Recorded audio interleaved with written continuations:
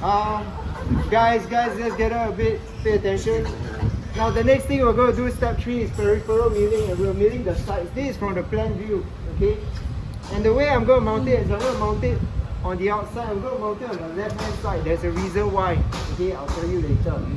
Then it's about protruding about 20 millimeters, which is about the width of your thumb, depending on your thumb, okay? About the width of your thumb, 20 millimeters or 25 millimeters, okay? 25 millimeters.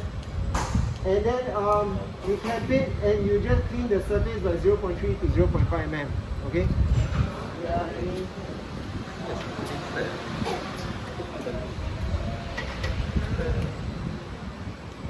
25, in case you have a big thumb. Now, what I'm going to do now is clean up your vise, make sure that it's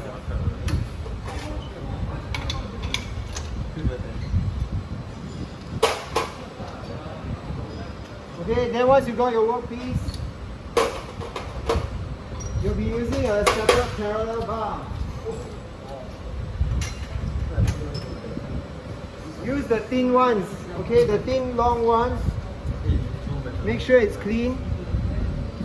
Make sure your vise is clean, especially the surface. If there are chips there and then you clamp, the chips will dent your surface, okay? So make sure your surface is clean.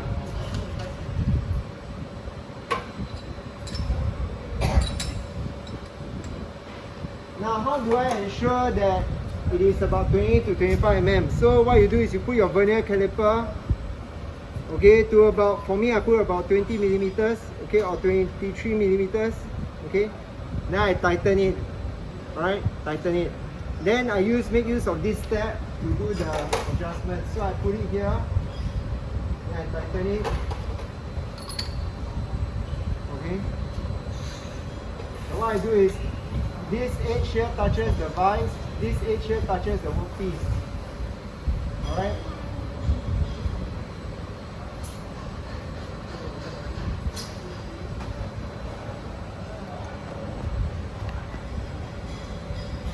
So about this much, it's about 1 thumb width. Can you all see that? Then you hold, make sure the parallel bar is at the sides. Okay, 1 thumb width, then you press it down, then you tighten it. Okay? Tighten. Pass the resistance, 1/4 round or half round. And then you use the mallet. Don't hammer at the side here. You hammer at the side, the thing will lift up. Okay, hammer in the inside. Now, you'll notice that your mallet here will strike the edge of the vise. Okay, if that's, you can't reach out, then what you do is you take another parallel bar. Okay, and then you tap it here. Alright, then you see your parallel bar is firm. Okay, this one here is loose.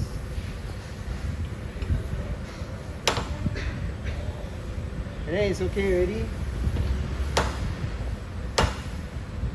Alright, then it's good. Alright. Now once this is done, you bring your cutter over. And peripheral milling means you use the peripheral of the cutter to do the cutting. The cutter rotates in this direction, right? If you are looking from the top, it's going clockwise.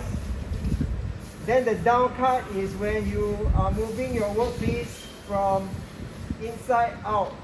Okay, that's the down cut.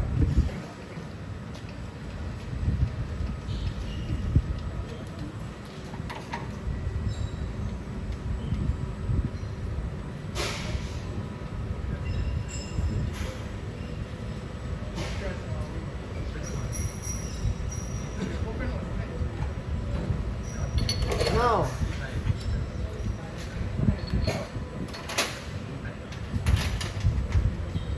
I lower the workpiece, or I push the workpiece high until somewhere in the middle of the cutter. If I can, I try to move it a little higher, rather than have the workpiece right at the end over here. Why is that so? To prevent deflection. Very good. To minimize the amount of deflection. Okay. For the same force here, at this position, there is less deflection because of the moment. It's very marginal, but it has some effects on it. So I just want to minimize it, okay? Now once this is done already, check everything is clear. Then you turn on the machine, okay? 1200 RPM. And then after that, you make sure you go somewhere in the middle.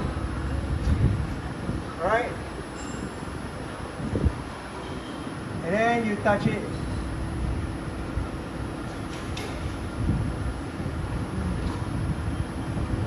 Okay, once you touch it already, you go out.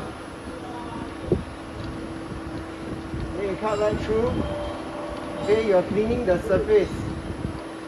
Alright? Now once that's done, okay, you're in your X position. Right? You can go in by about 0.5 or 0.3 mm. Okay, let's go 0.3 to clean the surface. Right?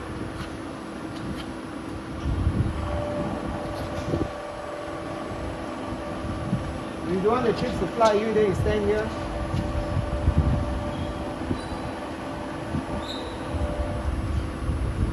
Then you cut by 0.3. Okay? Alright? Now once this is done already, you come back to this side, we'll go to the next step where we'll flip it around and we'll do the same thing. Okay, Ken? Let's go.